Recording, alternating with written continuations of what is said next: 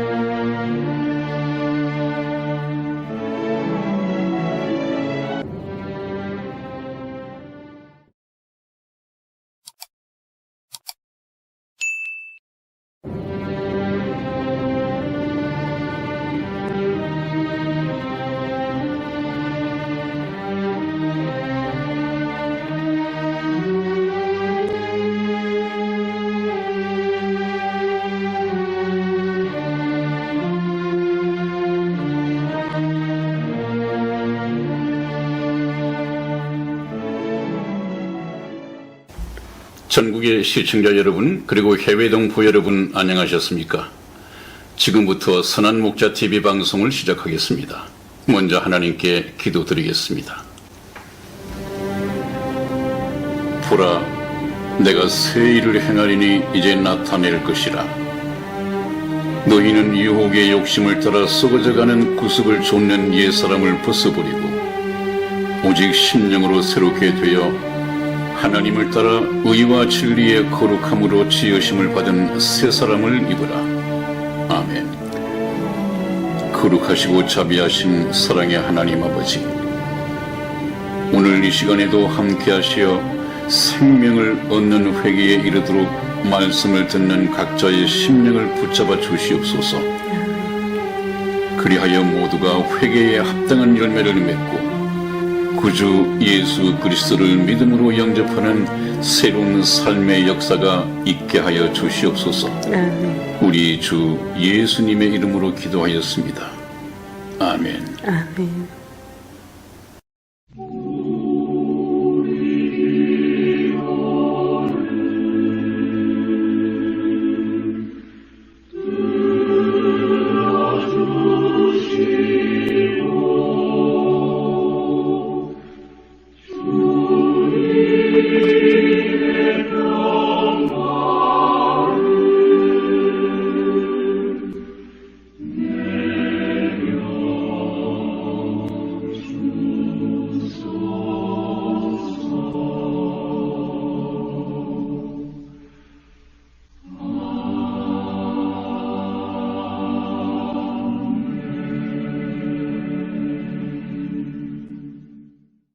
네, 목사님. 네. 저희 방송이 네. 목사님께서 항상 이 편집을 통해서 네. 이제 이 방송이 지금 나가고 있잖아요. 네, 그렇습니다. 네, 제가 좀 송구해요, 목사님께. 왜 그러냐면, 네. 지금 이 목사님께서 이 컴퓨터를 네. 지금 연세에 굉장히 잘 다루시거든요. 그러세요? 네네네. 네. 왜냐하면 네. 제가 목사님도 아시다시피 네. 제가 컴퓨터학과를 나왔지만 네. 제가 컴퓨터를 할 줄은 몰라요. 제가 이 말씀을 드리는 게 처음 이제 제가 이제 나이가 먹어서 공부를 했던 건 사회복지를 공부를 했지만은 그 전에는 제가 인기 없는 제 시대 때는 인기가 없었죠, 컴퓨터가. 하지만은 90년대에 대해서는 이제 컴퓨터가 이제 성행을 했지만 저희 목사님께서 저에게 늦게 컴퓨터를 배우셨는데 지금 저보다 더 잘하십니다. 근데 이 컴퓨터의 조작의 문제가 아니라 사실을 목사님께서 어떤 수고를 하시냐면 이 여러분들에게 하나하나 정말 이해가 되게끔 이 자료를 다 찾고 계세요.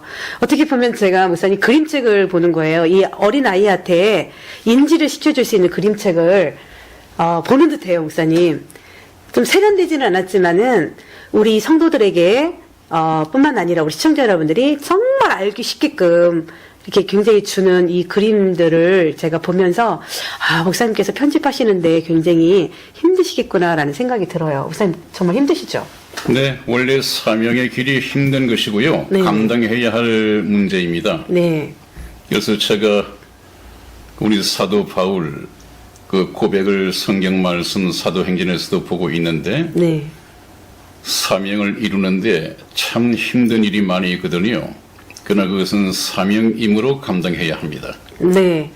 목사님 이걸 편집을 하실 때 네. 목사님 뇌리 속에서는 네. 어떻게 해서 내가 잘 잘라서 소화를 잘 시킬 수 있게끔 굉장히 그 편집하는 내내 네. 저희가 보통 분량이 1시간 이상을 또 갈 때도 있고 네, 네. 짧아야 50분이잖아요. 목사님 그렇습니다. 짧으면 50분이잖아요. 네, 네. 그래서 그럴 때 쭉 그 파노라마처럼 쭉 이음새를 목사님께서 이렇게 주실 거라고 저는 생각해요. 이거는 네. 제가 할 일은 아닌 것 같더라고요. 네네네. 예, 중간에 저도 생각을 해봤어요, 목사님. 네, 그래서 이 문제는 제가 감당해야 할 문제입니다. 네네. 그래서 아까 말씀하신 것처럼 뭐 아날로그식의 좀 원시적인 방법이긴 하지만 뭐 화려하진 않더라도 제가 설명하고자 하는 이 내용을 저 그림을 통해서 좀 이해를 도울 수 있다면 그 시청각 자료로서 그다지 현란한 기술이 보이지 않는다 하더라도 뭐 도움만 줄 수 있다면 좋다고 생각을 합니다. 네. 목사님 항상 이 교수법이라는 게 그렇더라고요. 어느 분들은 이런 분들이 계시더라고요. 나는 굉장히 그분은 뭐 굉장히 똑똑하세요. 네. 네, 뭐 박사를 하시는 분들 중에서도 네. 굉장히 똑똑하신데 설명을 못 하세요. 네. 근데 어느 분은 정말 자기가 본인이 전하고자 하는 내용을 150%, 200%까지 해주시는 그런 그 교수님들이 계세요. 그럼 저희가 얻고자 하는 거에, 이해력만 있으면 저는 그게 굉장히 훌륭한 강의라고 생각을 하거든요. 근데, 저는 목사님께서 이렇게 주시는 이 교수법이 아마 우리 시청자 여러분들께서도 많이 느끼실 것 같아요, 목사님. 사실 성경은 저는 그러야 된다고 생각을 하거든요. 이 성경이 어렵다고 하시는 분들은 일단은 첫째로는 성령이 없어서도 어려웠겠지만 또 누가 어떻게 전하느냐에 따라서도 좀 다르겠죠, 목사님? 네, 교수법하고는 좀 너무 사치한 얘기 같은데 저하고는 이 성경 말씀은 그렇게 많이 배우지 못한 사람이 네. 성경을 연구하고 네, 또 이렇게 말씀을 통해서 전가하는 것이 네, 훨씬 친근감 있고 이해가 쉬울 것입니다. 좀 많이 배우고 외국을 다녀왔다 또 학력이 높다 하는 이런 분들은 뭐 자기의 그 어떤 지위가 있고 자기의 명예가 있고 자기의 권위를 내세우기 위해서 전번에 말씀드린 것처럼 신학을 위한 신학을 하게 되고 오히려 쉽게 풀 수 있는 말을 오히려 어렵게 또 끌어올리는 이런 경향들이 있는데 그래서 아마 예수님께서는 이런 말씀을 참 많이 배운 사람을 불러서 제자를 삼으신 것이 아니라 정말 배움이 없는 갈릴리 어부들을 주로 대상으로 마태라는 세리쟁이를 또 제자로 부르시고 그래서 거기다가 귀한 복음을 맡기신 것이 아닌가. 충분하게 그 복음의 사명을 감당했었죠. 저희가 여행을 하다 보면 네. 좀 낯선 곳에 가서 길을 찾기가 네. 좀 어렵잖아요. 네네. 그런데 어른들한테 물어봐도 모르지만 네. 그 동네에 사는 그 동네 지리를 잘 아는 그 어린아이가 네. 어린아이를 만났을 때는 네네. 그 아이가 어린아이지만은 동네 지리를 너무 잘 알잖아요. 그렇습니다. 그 길을 잘 안내를 해주겠죠. 네네. 까지. 네네. 그 길을 찾아가는데 박사면 무슨 상관이겠습니까? 네. 그 동네에 살고 길을 잘 아는 사람. 네네. 그렇습니다. 우리가 천국 간다고 하는 것은 길을 찾아서 가는 것입니다. 그러므로 예수님께서는 내가 곧 그 길이요 진리요 생명이다 이렇게 말씀을 하신 이유가 네. 바로 천국은 어떤 학문을 가지고 가는 것이 아니라 길을 찾아가는 것입니다. 그 길이 누구냐? 예수님이시란 말이에요. 네. 그리고 예수님을 만나면 거기에 천국 가는 길이 있습니다. 또 하나님께서 주시고자 하는 생명이 있습니다. 그것을 아는 데는 그렇게 높은 세상 학문이나 지식이 필요가 없습니다. 하나님의 말씀을 그대로 증거하면 되니까요. 네. 네, 거기에 충실하고자 합니다. 네. 그래서 저희 방송을 보셨던 분들이 한 사람 한 사람 늘어난다라는 자체가, 이 네. 조회수가 늘어난다라는 자체가 네. 저는 참 감사하더라고요. 그래서, 이번에 목사님, 네. 전 시간에 회계에 대해서 목사님께 또 그 질문에 대해서 미리 말씀을 드렸고 또 광고를 드렸잖아요. 네네. 네. 네. 오늘은 이제 생명 얻는 회계. 네. 정말 회계에 대해서 좀 네. 말씀해 주셨으면 좋겠어요. 저는 전 시간에도 말씀을 드렸지만은 저는 처음에 저도 이 구원을 받고 난 다음에 네. 이 회계라기보다도 이제 회계는 회계겠죠. 네. 마음의 회계. 근데 감정이 굉장히 앞섰어요. 네. 아, 그랬구나. 이제 특히 감성적이라는 게 있잖아요. 네. 저는 그 감성이 곧 회계인 줄 알았어요. 네. 근데 이제 물론 저에게는 그 감성이 아닌 성령께서 회개의 길을 열어주셨다고 저는 확신을 하고 지금 20년이 훌쩍 넘은 이 시간까지 네. 제가 하나님께서 하신 일을 지금까지도 체험을 하고 있지만 우리 시청자 여러분들께서도 좀 이 부분이 구별이 좀 안 되시는 것 때문에 내가 과연 지금 이 구원을 받았는가? 안 그러면 내가 지금 감성으로 있는 건가? 이 감정 탓인가? 이런 부분도 있을 거예요, 목사님. 그런 부분에 대해서 명확하게 성경적으로 회개라는 것을 한 번 더 이번에 짚고 넘어갔으면 좋겠습니다. 네, 감성이라고 말씀을 하셨는데요. 네네. 감성은 우리가 가지고 있는 인격 중에서 한 부분이죠. 네. 우리가 그 영과 혼과 육체 네. 이렇게 해서 우리 사람을 형성하고 있는데 네. 전인격적이라고 하는 것은 지정의 이 세 개를 합해가지고 전인격이다 그렇게 말을 합니다. 혼은 인격을 담는 그릇이죠. 그렇기 때문에 우리가 하나님의 말씀을 듣고 지적으로 알게 되고 그것을 이제 감성적으로 감정적으로 느끼게 되고 뭘 느낄까요? 하나님이 어떤 분인가를 알고 그분이 나를 얼마만큼 사랑하셨는가? 하나님이 세상을 이처럼 사랑하사 독생자를 주셨으니 얼마만큼 세상을 사랑하셨느냐? 하나밖에 없는 자기 외아들 예수 그리스도를 이 땅에 보내시고 십자가에서 죽게 하시기까지 사랑을 하셨단 말이에요. 누구를? 이 세상을. 하나님이 나를 그렇게 사랑하셨구나 하는 것을 느끼게 됩니다. 이것이 감정이겠죠. 네. 그렇다면 하나님을 알고 하나님의 사랑을 느끼고 이제는 그렇다면 내가 의지적으로 무엇을 어떻게 선택할 것인가, 어떻게 결단할 것인가 하는 이것은 이제 의지에 관한 문제죠. 그래서 우리가 신앙을 갖는다고 하는 것도 전인격적인 결단이 있어야 됩니다. 그것이 바로 회개를 할 것이냐 말 것이냐. 제가 저기 그림을 그린 것이 지옥행과 천국행이 있습니다. 우리는 이 세상에 태어날 때부터 죄인으로 태어났기 때문에 삶의 방향을 바꾸지 않는 한, 다시 말해서 회개하지 않는 한 그 종착역은 직진을 해서 가면 지옥이라는 종점에 도착할 수밖에 없습니다. 이것은 제가 밑에 잠시 서술하기를 회개치 않는 것이다. 이 세상에 태어나서 죄인으로 죄를 물마신같이 마시고 살다가 계속해서 죽음에 도달하게 되면, 정착역에 도달하게 되면 그건 지옥 갈 수밖에 없는 것이다 하는 말씀을 드려야 되고요. 그 다음에 꼭 같은 지옥을 가고 있던 사람이 어느 날 어떤 계기에서 어떤 동기에서 예수님을 만나고 방향을 바꾸게 됩니다. 저 왼쪽으로 턴하게 되죠. 왜냐하면 그쪽에 천국이 있고 그쪽에 하나님이 계시다고 생각하고 있기 때문에 그걸 턴하게 됩니다.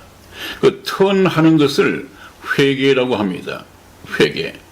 그래서 제가 어저께 밤에 이 회개라고 하는 것을 좀 우리 일반적인 사전적인 의미와 성경적인 의미를 가지고 정확하게 말씀을 드려야겠는데, 저는 정확하게 말씀을 드려야 하니까요. 사전을 보니까 그렇게 되어 있어요. 사전적인 의미는 이전의 잘못을 뉘우치고 고침, 그렇게 되어 있습니다. 이것은 물론 성경적인 의미하고는 조금 차이가 있지만 네. 그래도 잘 표현해 놓은 것입니다. 이것을 좀 성경적으로 의역을 한다면 이전의 잘못이라고 하는 것은 단순히 죄를 지었다 안 지었다가 아니라 인생으로 태어나서 자기가 누구인지도 모르고 어디서 왔으며 어디로 가는지도 알지 못한 채 자기 영혼의 주인이신 하나님을 믿지 않고, 이것이 이전의 잘못입니다. 그러다가 어느 날 이 선한 목자 TV 방송이나 또 다른 복음을 듣고 이제는 뉘우칩니다. 큰일 날 뻔했구나. 내가 이 세상에 태어나서 일평생을 사는 동안에 예수님을 믿지 못하고 죽었다면 정말 큰일 날 뻔했구나. 이것을 뉘우치는 것만 가지고는 회개라고 하지 않습니다. 회개는 예수님께서도 말씀하셨고 세례 요한도 말씀을 하셨듯이 회개에 합당한 열매를 맺어야 하는 것입니다. 회개에 합당한 열매. 회개라고 하는 것은 단순히 자기가 죄를 뉘우치거나 지은 죄를 후회하는 것 정도는 아닙니다. 그거 가지고 회개라고 하지 않습니다. 뭐가 빠졌습니까? 뉘우치기는 뉘우치되 고치지 않았단 말이에요. 그런 사람 가운데 성경적인 인물이 있다고 한다면 가룟 유다입니다. 예수님을 은 30에 팔아버린 네. 그 가룟 유다, 그 배반자 말입니다. 네. 이 사람은 예수님을 팔고 나중에 예수님께서 십자가에 끌려가는 것을 보고 목을 매서 자살해버린 사람입니다. 자기가 지은 죄에 대해서 굉장히 후회도 했고 굉장히 슬퍼하기도 했었죠. 네. 그래서 자살까지 했습니다. 네. 그러면 그 가룟 유다가 그런 일 때문에 회개를 인정받아서 천국으로 가 있겠는가? 그것은 아닐 것입니다. 그런 것을 회개라고 하지 않거든요. 회개라고 하는 것은 이 세상을 살다가 이대로 죽으면 지옥 가겠구나 하는 것을 깨닫고 삶을 고친다. 어떻게? 예수님을 믿고 회개한단 말이죠. 삶의 방향을 턴한단 말이죠. 그래서 반드시 턴하는 데는 또 대상이 있어야 됩니다. 그것은 하나님께로 돌아가는 것입니다. 하나님께로. 그래서 성경적으로 이 회개라고 하는 것은 회개의 두 가지가 있습니다. 회개에는 두 가지가 있는데 하나는 생명을 얻는 회개가 있고 네. 또 하나는 생명을 얻은 이후에, 생명을 얻은 이후라고 하는 것은 하나님의 자녀가 된 이후란 말이죠. 네네. 구원받은 이후에 구원받은 성도로서 이 세상을 살아가는 동안에 짓는 죄가 있습니다. 네. 이것도 회개를 해야죠. 그것을 저번에도 말씀을 들었습니까? 천주교는 그것을 잘 구분을 하고 있는 것 같아요. 성경을 벗어나서 그렇지. 네. 물로서 세례를 주면 세례를 받는 사람의 원죄가 사라지고 자범죄가 사라지고 깨끗이 없어진다고 그래요. 그리고 난 후에 이제 또 짓는 죄는 어느 정기적으로 자기가 죄가 있을 때. 죄가 있을 때 네. 신부 앞에 가서 고해성사를 한다. 네. 그것은 정말 구분은 잘 해놨어요. 그것이 이제 성경적으로 틀려서 그렇지. 성경에서는 생명을 얻는 회개가 있는데 이것은 평생에 그 사람이 그리스도인이라면 네. 평생에 한 번 있는 것입니다. 한 번 회개하는 것입니다. 그 회개는 무엇이냐? 지금까지 세상을 위해서 세상만을 바라보며 세상에 속하여 살다가 아, 이 결국은 지옥행이구나 하는 것을 성경 말씀을 통해서 알고 아직까지 살아있을 때 저렇게 천국을 향해서 턴하는 것입니다. 쉽게 말하면 180도 삶의 방향을 전환하는 것입니다. 네. 유턴하는 것입니다. 왜? 세상 가운데는 하나님이 안 계신단 말이죠. 세상은 누가 다스리느냐? 사단. 세상 신, 이 사단이 다스립니다. 그러므로 그 속에서 살아가고 있는 사람은 사단의 시민들이란 말이죠. 사단의 시민, 사단의 멸망의 자식들이란 말이죠. 그 정체를 알고 난 이후에 큰일 날 뻔했구나. 하나님께로 가야지 해서 삶의 방향을 진행하는 방향을 완전히 180도 방향을 바꿉니다. 이것이 바로 회개입니다. 그것이 생명을 얻는 회개입니다. 이것은 1년이 아니라 한 평생에 딱 한 번 있는 사건입니다. 그 다음에 이제 또 하나의 회개가 있다고 한다면 구원받은 성도가 이 세상을 살아가면서 하나님의 자녀로서 이 세상을 살아가면서 죄를 짓겠습니까? 안 짓겠습니까? 죄를 짓죠. 구원받으면 죄를 안 짓나요? 아니죠. 죄를 계속 지어요, 그죠? 네네.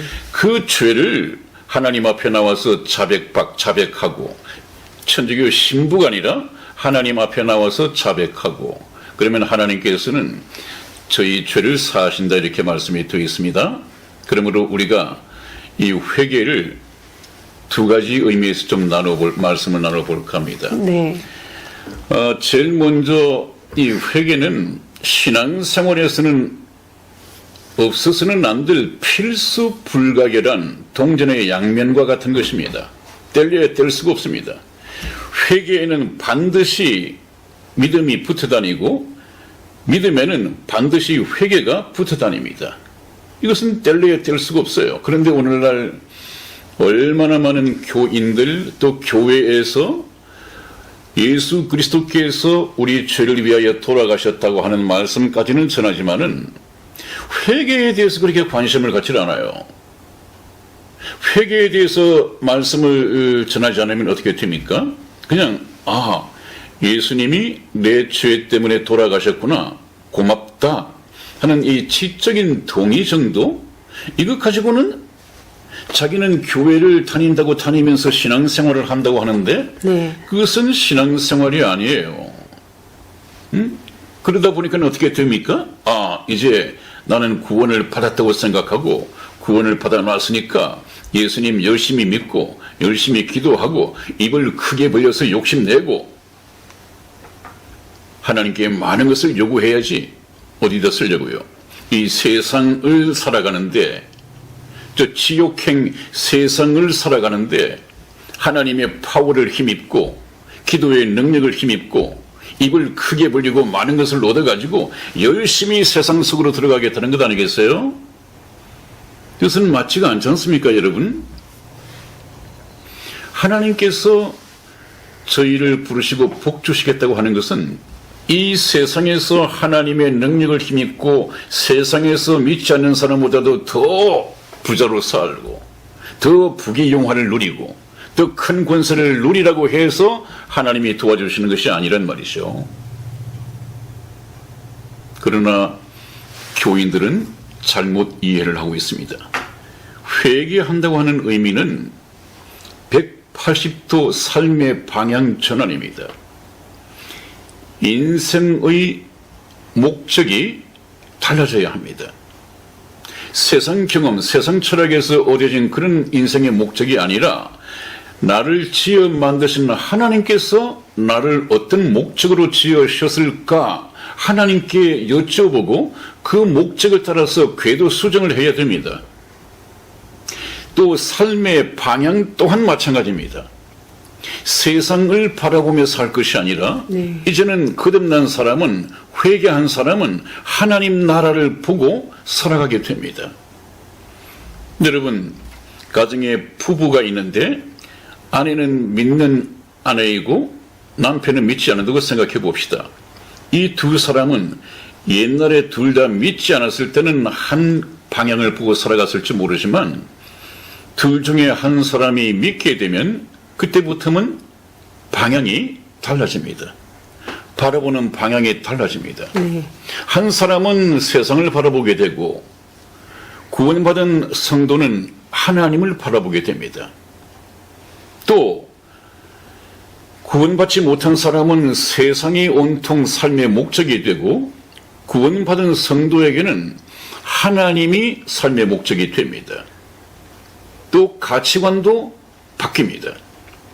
이 세상의 모든 부귀영화, 권세, 명예 이런 것이 내 인생의 전부인 것으로 알았는데 최고의 가치로 알았는데 구원받은 사람은 저는 그것이 배설물처럼 필요가 없습니다. 더 이상 욕심내지 않습니다. 무엇이 최고의 가치냐? 여러분들 찬송가 102장 아십니까? 네. 주 예수보다 더 귀한 것은 없네. 이 세상 부귀영화도 이 세상 그 무엇도 주 예수보다 더 귀한 것이 없네.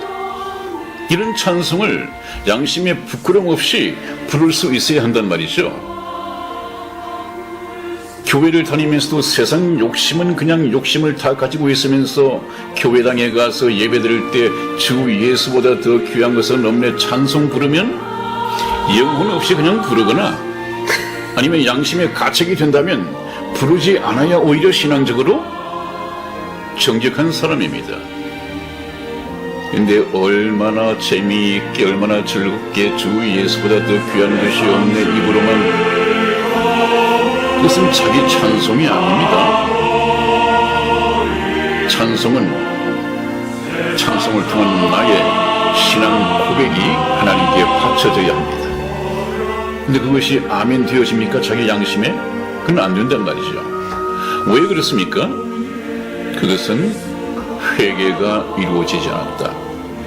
저는 인생의 새로운 출발점을 마련하지도 못했다. 새로운 피조물이 되지 못했다는 확실한 증거죠. 그래서 저기 그림을 보면 지옥 가는 것은 회개치 않았기 때문에 지옥 가는 것이고 천국에 가는 것은 회개를 했기 때문에 천국 가는 것입니다. 얼마만큼 신앙생활을 많이 했느냐, 오래 했느냐, 얼마만큼 많이 죄를 지었느냐 이것이 문제가 아닙니다. 이 문제를 제가 지난번에 예수님 십자가상에서 돌아가실 때 양쪽에 강도가 있다고 했죠. 네. 어느 쪽 강도가 회개를 했었나요? 뭐 오른쪽이라고 그냥 알고 있는데 네, 오른쪽인 저는 목사로서 네. 오른쪽이다 왼쪽이다 말할 수가 없어요. 왜? 성경에 기록을 안 해놨거든요. 네. 그냥 양편에 강도가 달렸다고 했지 네. 어느 강도가 회개를 했다 이 기록이 없어요. 그러나 둘 중에 하나는 회개를 했습니다. 회개한 강도는 낙원에 들어갔고 네. 회개하지 않은 강도는 그냥 버려둠을 당했습니다. 제가 그것을 여러분에게 말씀드릴 때 하나님께서는 우리 인간도 전부 강도로 보는데 나누시기를 회개한 강도와 회개하지 않은 강도로 나눌 뿐이다. 이렇게 말씀을 드렸습니다. 네. 그러므로 천국을 가고 못 가고는 회개했느냐 회개하지 않았느냐 저것이 문제란 말이죠. 그러니까 회개가 얼마나 중요합니까? 그래서 오늘은 먼저 생명 얻는 회개부터 한번 말씀을 드려보겠습니다. 네. 생명 얻는 회개는 구원 얻는 회개란 말씀과 같은 얘기고 구원을 얻는다, 생명을 얻는 회개는 평생에 예수님을 믿고 거듭난 사람은 평생에 딱 한 번 하는 거라고 그랬죠. 왜? 삶의 180도 방향 전환이다.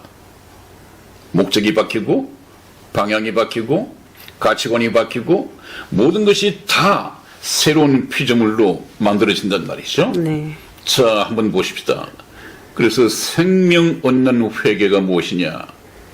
에베소서 4장 18절 말씀 찾아서 읽어보십니다. 저희 총명이 어두워지고 저희 가운데 있는 무지함과 저희 마음이 굳어짐으로 말미암아 하나님의 생명에서 떠나 있도다. 아멘. 아멘.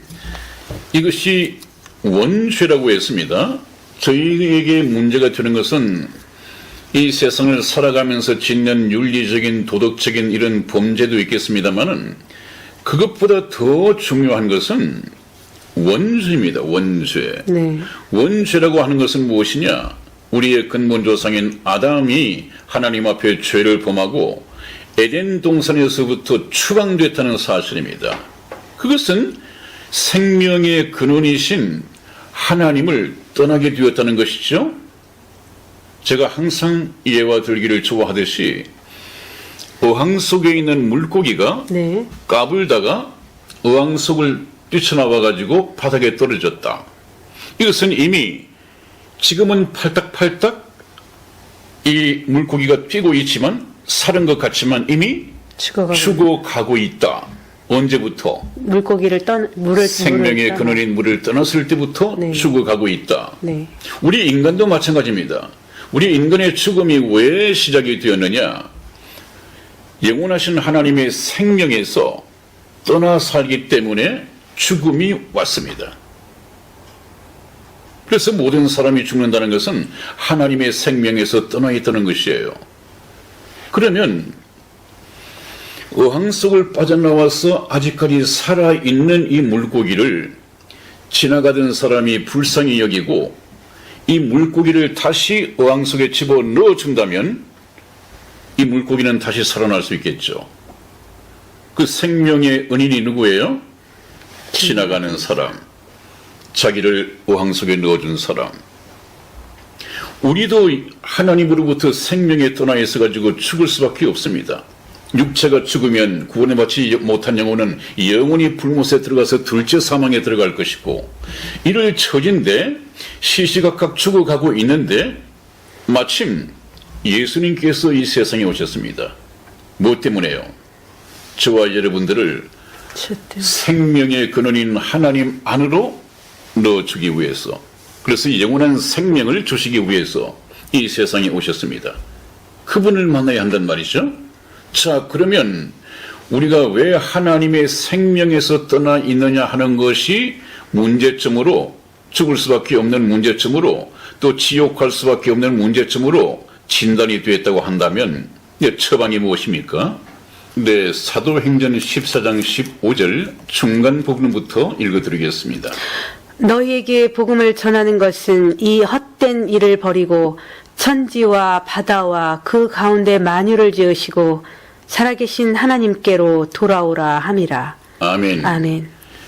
그 보면 너희에게 복음을 전하는 것은, 저희가 다음부터 전하기로 했던 이 복음을 전하는 것은 이 세상의 모든 헛된 일, 네. 이 세상에 있는 것은 부귀영화도 잠깐 있다가 없어질 것이고, 이 세상에 있는 물질, 재산, 부도 전부 다 사라져 없어질 것이고 썩을 것밖에 없습니다. 그 헛된 일을 버리고 천지와 바다와 그 가운데 만유를 지으시고 살아계신 하나님께로 돌아오라고 그랬죠. 네, 네. 돌아가야 합니다. 떠나 있으니까 죽음이 왔고, 떠나 있으니까 죽어서 그 영혼이 영원한 불못에 갈 수밖에 없는데 돌아오라 그럽니다. 돌아오게 하기 위해서 복음을 전했다고 했습니다. 제가 바로 이것을 위해서 저희 선한 목자 TV 방송을 보내고 있는 것입니다. 복음 방송의 목적이 그것입니다. 돌아가야 합니다. 누구에게? 생명의 근원이신 하나님. 영생이신 하나님께로 돌아가야 합니다. 네. 그래서 성경 속에서 하나님이 말씀하시는 가장 중요한 말씀은 돌이켜서 나에게로 돌아오는 것입니다. 너 죄 그 걱정하지 말고, 나는 너에게 죄를 묻는 심판자가 아니다. 너 죄 다 사해놨으니까 돌아오기만 하라는 것입니다. 이사야서 44장 22절 말씀을 찾아서 읽어드립니다. 내가 내 허물을 빽빽한 구름에 사라짐같이 내 죄를 안개에 사라짐같이 도말하였으니 너는 내게로 돌아오라. 내가 너를 구속하였음이니라. 아멘. 네, 그렇습니다. 너를 구속하였습니다고 하는 것은 너를 돈을 지불하고 내 것으로 사들였단 말이죠. 네. 내가 할 일은 다 했으니까 너는 나에게로 돌아오기만 하면 된다. 돌아오기만 하면 된다고 초청하시는 분은 하나님이십니다. 그 선하신 하나님, 전지전능하신 하나님, 정말 부족할 것이 없는 화려한 천국을 만드시고 기다리고 계신 그분께서 돌아오라고 초청하고 계십니다. 그것이 바로 회개입니다. 세상에 속하여 세상의 욕심을 위하여 살아가는 것이 아니라 하나님께로 턴하는 것입니다. 회개하는 것입니다. 그것이 삶의 방향 전환이고 생명 얻는 회개입니다. 그것을 잘 그려진 것이 무엇입니까? 전번에 제가 말씀을 드렸을 텐데 돌아온 탕자 얘기입니다. 돌아온 탕자. 그래서 우리가 생명 얻는 회개가 있고 죄 사함을 얻게 하는 회개가 있는데 같은 얘기입니다. 맞물려 돌아갑니다. 복음에는 반드시 회개가 따라야 하고 죄 사함을 얻고 생명을 얻기 위해서는 반드시 회개가 있어야 합니다. 네. 네, 죄 사함을 얻게 하는 회개, 누가복음 24장 47절 말씀 찾아서 한번 읽어봐 주십시오. 또 그의 이름으로 죄사함을 얻게 하는 회개가 예루살렘으로부터 시작하여 모든 족속에게 전파될 것이니 기록되었으니. 네, 그게 뭐라고 되어 있습니까? 죄사함을 얻게 하는 회개라고 되어 있죠. 네네. 회개의 성격, 회개의 필요성, 회개 없이는 죄사함도 없고 영원한 생명도 가질 수가 없습니다. 근데 회개를 하지 않고 교회를 다니면서 구원받았다고 하는 교인들이 너무도 많이 있으니까 이것이 안타깝단 말이죠. 회개 없이는 신앙생활 자체가 정말 뭐라고 그럴까요? 안명이 없는 어떤 껍질밖에 되지 않습니다. 형식밖에 되지 않습니다. 생명이 없단 말이죠. 아마 그런 분들은 오랜 신앙생활을 해도 그렇게 삶의 변화가 없을 거리요. 하나님 보시기에 기뻐하는 삶을 사는 어떤 삶의 모양이 없을 것입니다. 계속해서 세상에 욕심은 생겨갈지 모르지만 교회를 오래 다녔을지는 모르지만은 진정한 그리스도인으로서의 삶의 변화는 없을 것입니다. 항상 입으로는 주여 주여 하면서도 자기 인생의 주인은 자기가 되어 있습니다. 입으로는 주여 주여 하지요. 그러나 자신의 모든 결정과 인생의 계획과 모든 것은 다 자신이 결정해버립니다. 그걸 보고 날들어 주여 주여 하는 자마다 천국에 다 들어갈 것이 아니에요. 왜? 회개한 적이 없습니다. 그러므로 생명 또한 없습니다. 생명이 없으니까 생명책에 기록된 적도 없습니다. 그래서 회개라고 하는 것은 참 중요합니다. 이 회개가 그러면 무엇이냐 하는 것은 나중에 또 따로 구체적으로 말씀드릴 때가 있을 것입니다만은 오늘 조금 총론적으로 한번 접근을 해보겠습니다. 네, 생명에 이르는 회개, 이것을 성경에서 가장 비유적으로 잘 표현한 것이 바로 돌아온 탕자입니다. 돌아온 탕자. 돌아온 탕자는 자기 아버지 집을 떠나와서 멀리 가서 받아나온 재산을 다 탕진해버렸습니다. 그의 죽음의 위기에 직면해 있었습니다. 그랬을 때 생각해낸 것이, 그래, 나에게는 재산이 풍족한 그러한 아버지가 계신데 내가 왜 여기서 굶어 죽는가? 네. 내가 비록 죄를 지었지만 잘못을 구하고 용서를 구하면서 아버지께로 돌아가야겠다. 그래서 돌아갑니다. 이것이 바로 회개입니다. 내가 죽게 되었지만 돌아가야지, 돌아가면 다 살 텐데, 그 자리에 앉아서 그 생각만 머릿속으로 해 있어가지고는 회개가 이루어지지 않습니다. 네. 그 죽음에서 구원될 수도 없습니다. 죽음에서 생명을 되살릴 수도 없습니다. 이제 어떻게 해야 됩니까? 그렇다면 자기 아버지께로 돌아가는 것입니다. 그래서 그 생각 끝에 이에 일어나서 아버지께로 돌아가니라. 돌아갔더니 어땠습니까? 그것도 돌아가는 시기가 있습니다. 거기서 죽어버리면 끝납니다. 우리 인생도 하나님께 돌아가는 이 일이, 구원받는 일이 육체 생명이 살아있을 때의 얘기지, 육체 생명이 죽어버리면 회개 자체를 할 수 없습니다. 회개를 못하면 지옥에 묵혀있는 자기의 영혼을 천국으로 돌려놓을 수도 없습니다. 모든 것이 다 끝입니다. 그러므로 살아있을 때 돌아가야 합니다. 살아있을 때. 그 다음에는 제가 말씀드릴 때 신앙생활에서 없어서는 안 될 이 회개가 두 종류가 있다고 했는데, 두 종류.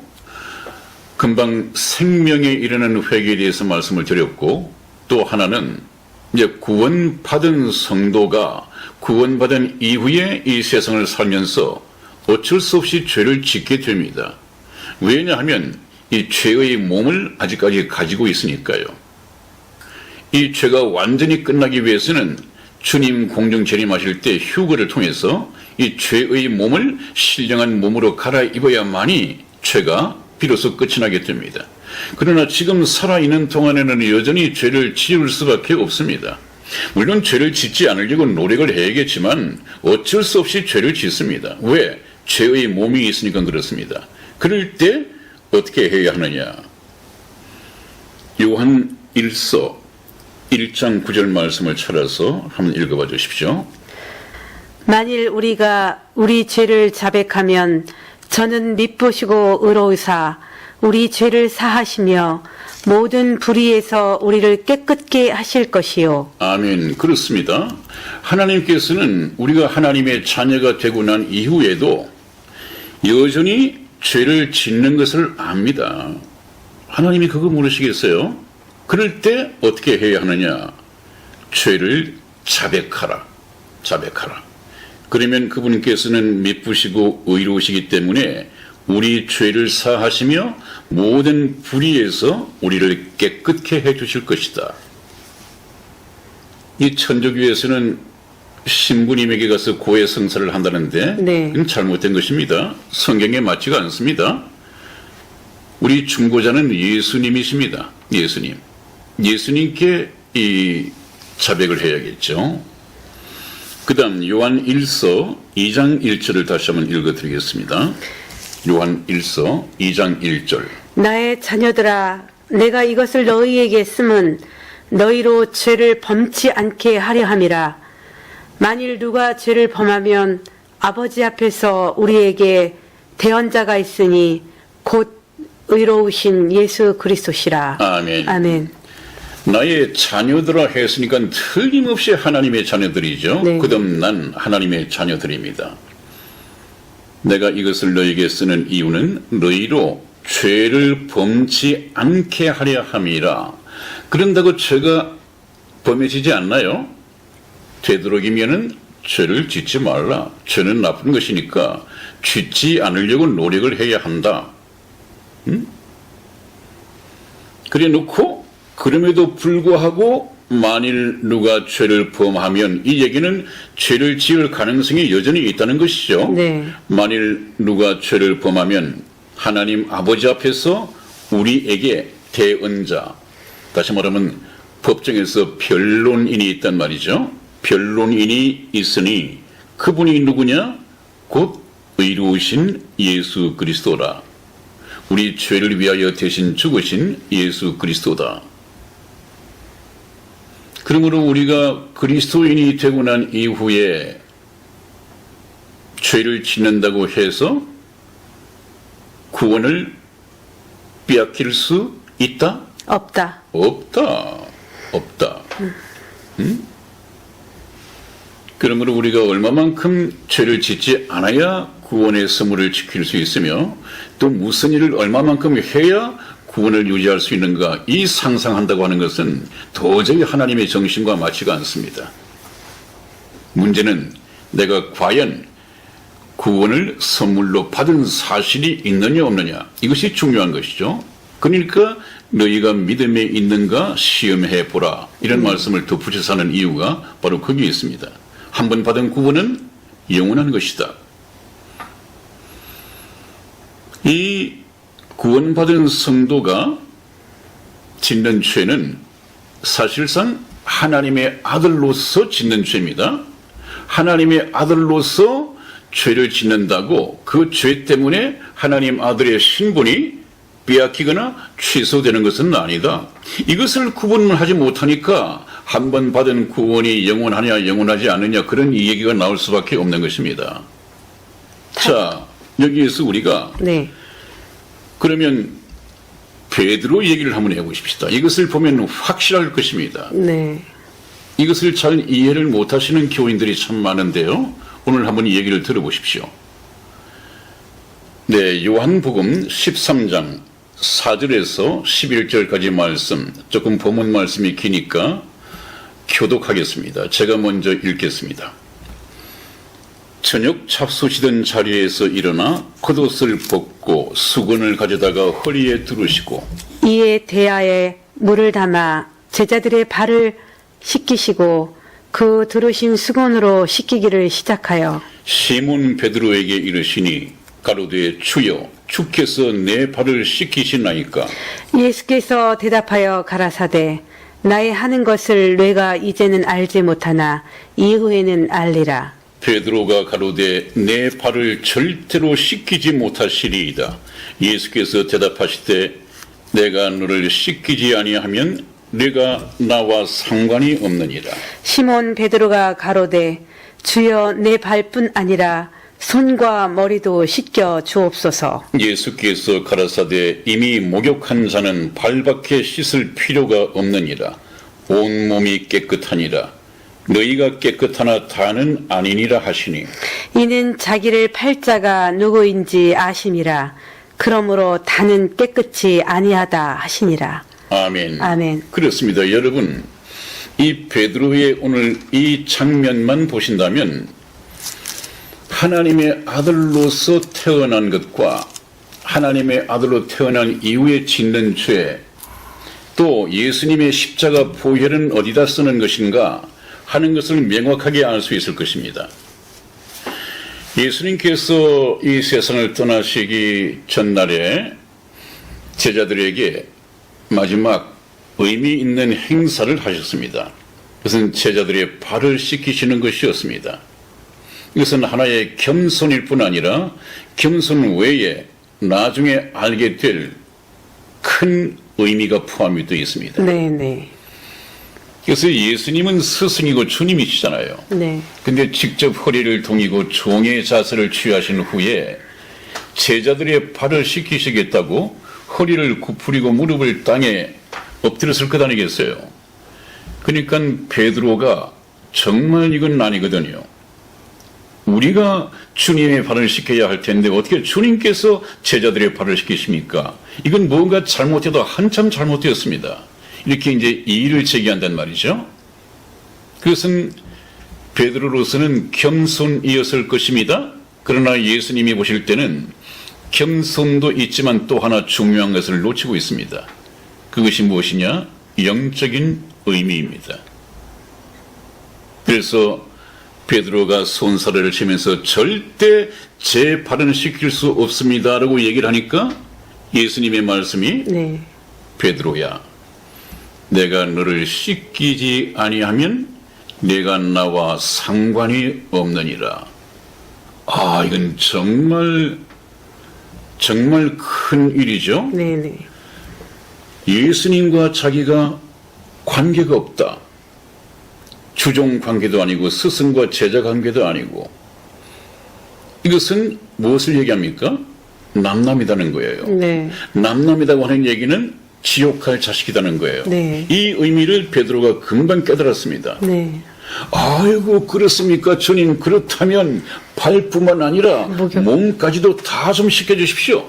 목욕을 시켜주십시오. 그 얘기를 했단 말이죠. 네. 역시 베드로답습니다. 네. 그랬더니 예수님께서 하신 말씀이 굉장히 중요합니다. 네. 뭐라고 말씀하셨습니까? 이미 목욕한 자는 이미 목욕한 목욕한 자는 자에게는 네. 씻을 것이 발밖에 발밖에 없다. 목욕했다고 하는 얘기는 무슨 얘기입니까? 머리 끝에서 발끝까지 다 한번 목욕했다. 뭘로? 예수님의 피로. 이것은 예수님의 피로서 머리 끝에서 발끝까지 이미 깨끗해진 것입니다. 모든 죄가 다 깨끗해진 것입니다. 이건 평생에 한 번입니다. 네. 구원받을 때 한 번입니다. 네.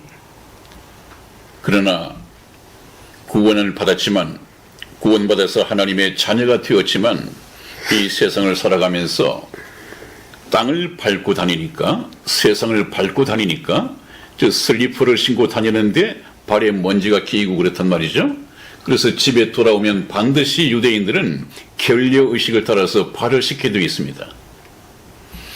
바로 저것이 이 세상을 살아가면서 짓는 죄입니다.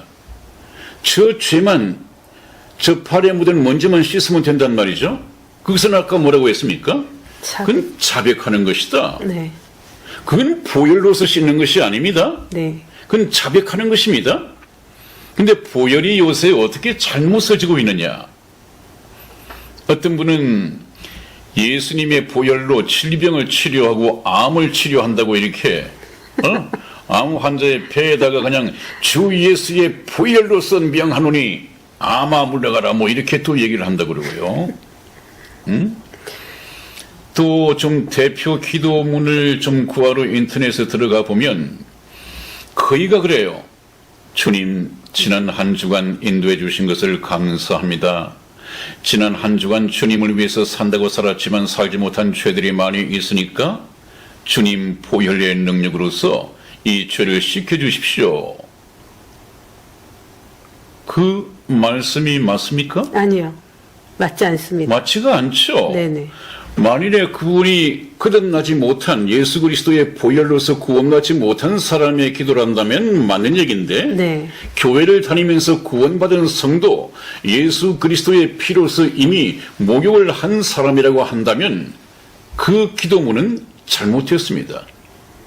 그래서 나는 그게 이상해서 상당히 많이 뒤져봤어요. 다른 사람들도 그런 내용의 기도를 하고 있는가 봤더니 거의 대부분이에요. 예수님의 보혈은 우리가 하나님의 자녀가 되기 위해서 한 번 머리 끝에서 발끝까지 여러분들 어린 아이가 밖에 나가서 놀이터에서 정신없이 놀다가 엄마는 이불을 깨끗하게 다 세탁을 해놨는데 흙먼지로 들어오면 엄마가 야, 안 돼, 씻고 들어가야 돼 말리지 않겠습니까? 말리죠. 그리고 나서는 씻고 와 엄마가 검사를 하든지 아이가 더 어리면 아예 엄마가 씻어주고 다니겠어요. 머리부터 발끝까지 엄마가 보고 판단해서 이제 됐다 들어가. 천국도 마찬가지입니다. 하나님께서는 저와 여러분들의 죄를 씻기시되 머리 끝에서 발끝까지 허리도 남김없이 누가 씻기신다? 우리가 씻는다? 아니요. 하나님께서 씻기십니다. 하나님께서. 그래서 이제 너는 천국에 합당한 내 아들이야. 들어와. 하나님이 시키신단 말이에요. 그래서 하나님의 자녀가 그 순간에 됐습니다. 그 다음부터 짓는 죄는 발만 씻으면 된다. 그 얘기는 아까 뭐라고 말씀했습니까? 두 번째에서 하나님 앞에 자백함으로써 되는 것이다. 구원을 받은 성도가 짓는 이 죄를 자백하는 것은 평생에 한 번이 아니라 매일, 매시 할 수만 있다면 죄를 지을 때마다 회개하고 같은 죄를 다시는 습관적으로 반복해서 짓지 않도록 결단하고 죄에서 떠나는 것입니다. 그것이 회개에 합당한 열매입니다. 그러면 첫 번째 생명을 얻는 회개에서 회개에 합당한 열매는 복음을 받고 예수 그리스도의 보혈로서 죄 씻음을 받고 예수 그리스도를 자신의 구주로 영접하고 전혀 새 삶을 살기 위하여 삶을 180도 방향 전환해야 회개에 합당한 열매라고 했습니다. 그래서 우리가 세상을 살다가 턴해서 하나님을 향해서 돌아가기 시작할 때 하나님께서는 성령을 주신단 말이죠. 왜? 천국으로 인도하시기 위해서. 회개하지 않는 사람에게는 성령을 주시지 않아요. 그러니까 그런 분들은 매번 몇십 년을 교회를 다녀도 삶의 변화가 없습니다. 성화가 없습니다. 또 어떤 말을 합니까? 장로님, 장로님쯤 되셨으면 오랫동안 교회를 다니셨을 텐데 천국 가실 확신이 있으십니까? 그러면 그에 어떻게 대답을 해요? 죄가 많아서. 머리를 긁으면서 죄가 많아서요. 겸손입니까? 불신입니까? 불신이죠. 아니, 예수님께서 그 장로를 위해서 십자가에 피 흘려 죽어줬는데도 아직까지 죄가 많다면 자기를 위해서 피 흘려 죽으신 예수님의 공로를 믿지 않는다는 것 아니에요. 나하고는 관계가 없다? 나하고는 상관관계가 없다는 것 아니에요. 그것은 믿지 않는 것이죠. 그것이 바로 불신이에요. 교회를 다니는 것은 물론이거니와 장로 직분까지 올라갔다 하더라도 그렇게 말하는 사람은, 그 장로님은 회개한 적도 없고 회개한 적이 없으니까 구원받지 못한 사람이에요. 죄 때문에 천국을 못 간다니요. 예수님을 믿으면서 믿지 않는 사람이 그 말하면 맞는 말입니다. 그러나 장로님이면 상당한 직분이 있으신 분 아니에요. 그 직분을 잘못 준 거죠. 직분을 잘못 준 거죠. 네. 뭐 직분을 돈 주고도 대형 교회에서는 산다고 하니까요. 네. 공적인 공정가가 있답니다. 그게 뭐 직분을 돈 주고 사고 팔고 하는 그런 일이 번번하게 일어난다는 것입니다. 네, 그래서 여러분 다음에 이 회개에 대해서는 정말 구체적으로 강론적으로 얘기할 때가 있을 것입니다. 이 회개는 정말 중요하거든요. 이 회개 없이는 성령을 받을 수가 없다. 회개 없이 교회를 다니는 것은 하나님을 속이는 것이고 자기를 속이는 것이다.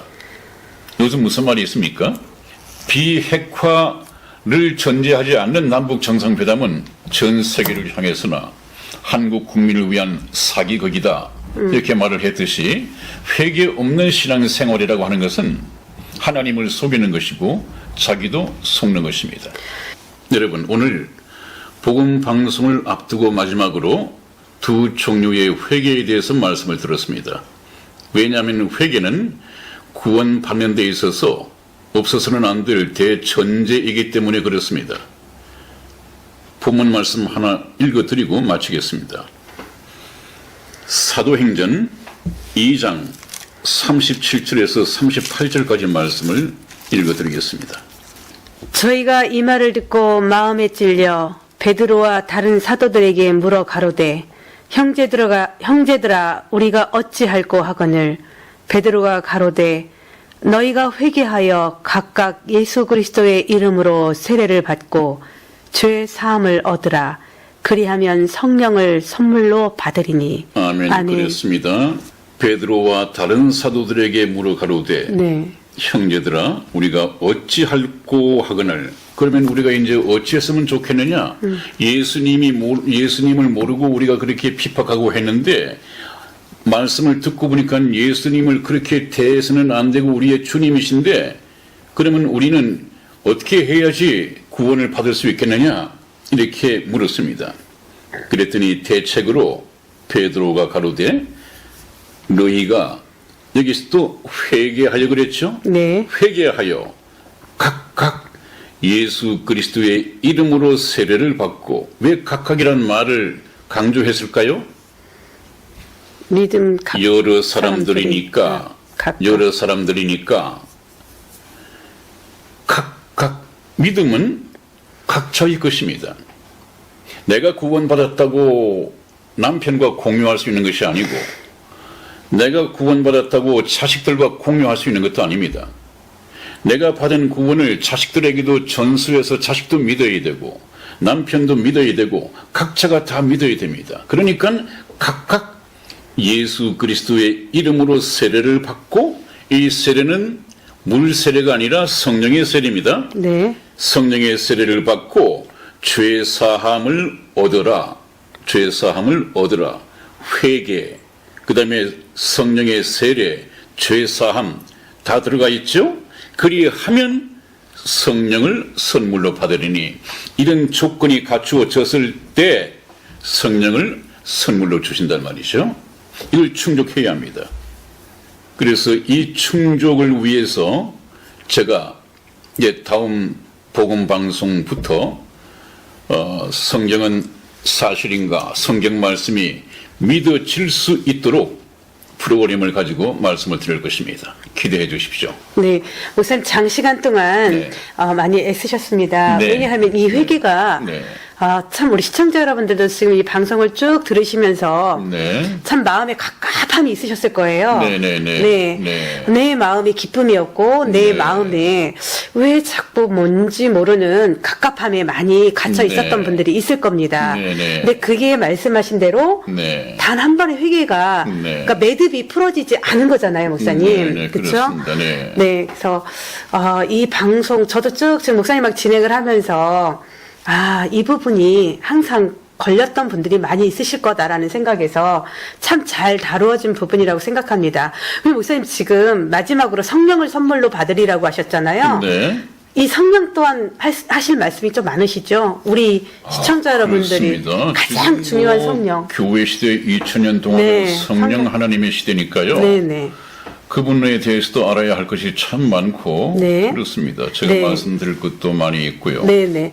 참 회개와 성령이 네. 우리 기독교에 굉장히 관심도 네. 크고 네. 이게 가장 큰 뭐라 그럴까요? 주제 이거일 것 같아요.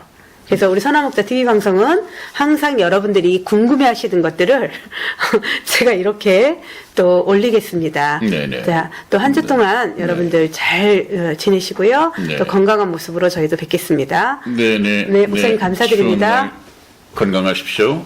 다시 뵙겠습니다.